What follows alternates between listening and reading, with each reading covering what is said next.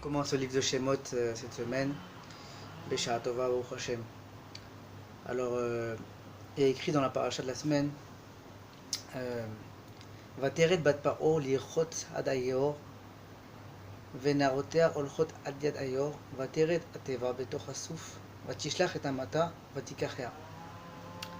On nous raconte le moment où la fille de Paro donc est descendue se prendre un bain et elle a vu donc le fameux berceau en osier. Et il y a écrit Vatishlach et Amata. Elle a envoyé ce qui est écrit Amata. Amata. Alors justement, la Gemara, à ce sujet, est en discussion. Il y a une marloquette entre Rabbi Yehuda et Rabbi Nehemia. Rabbi Yehuda dit que Amata, ça veut dire qu'elle a tendu sa main, sa main, et que par miracle, elle s'est allongée de 60 amot, environ 30 mètres. Et Rabbi Nehemia dit non, Amata, c'est qu'elle a envoyé une servante aller chercher le berceau. Bon, il y a une discussion dans la Gemara, mais bon, quoi qu'il en soit, on va essayer d'intéresser à l'opinion de Rabbi Yehuda, que son bras s'est allongé de 30 mètres. Et d'ailleurs, il y a dans la suite des psukim quelques petites preuves qui confirment plutôt l'avis de Rabbi Yehuda. Bon, on va pas rentrer là-dedans, c'est un peu compliqué. Qu'est-ce que vient nous apprendre ce passage de la paracha? Vous savez, parfois, on dit à des gens qui sont très éloignés de la Torah, on leur dit viens écouter un cours de Torah, viens écouter un shiur, viens à la synagogue, viens faire la tefila une seule fois. On essaie de les convaincre comme ça. Et la plupart du temps, ils disent laisse tomber, je suis trop loin de tout ça, ça ne m'intéresse pas, quel rapport entre moi et ça? Bon, c'est vrai que c'est souvent une réponse qui revient quand les gens ils sont un peu éloignés de la Torah. Mais là, on vient nous apprendre quelque chose d'incroyable.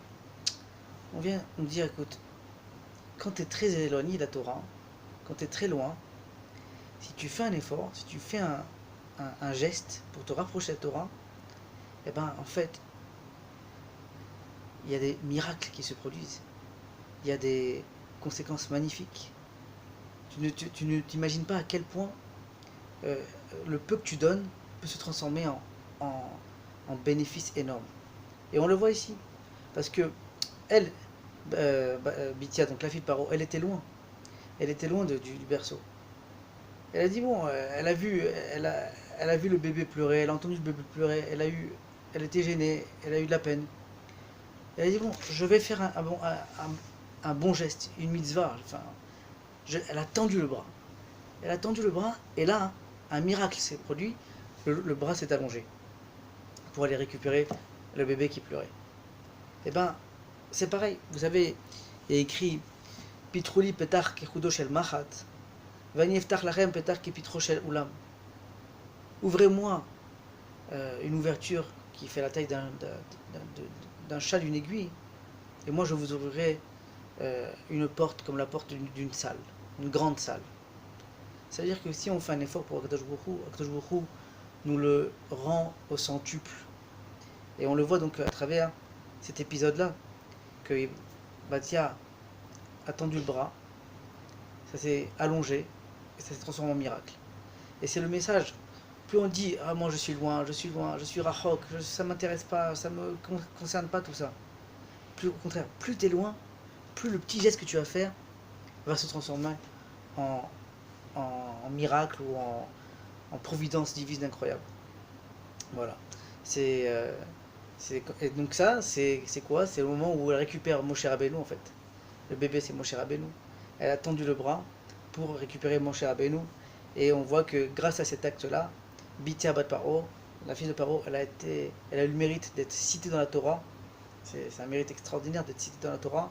Et dans le Zohar HaKadosh, il y a écrit que dans le Gan Eden, il y a un Echal, il y a une enceinte spéciale pour elle, et que Moshe Rabbeinu, il va tous les jours là-bas lui rendre visite à Bat Paro, à Bithia bat Paro. Voilà, donc plus on est éloigné, plus en fait il faut garder l'espoir, et plus on tendra notre main, plus on fera un geste vers Hachem, plus il nous le rendra au centuple, et plus il nous montrera les beautés de la Torah, les douceurs de la Torah.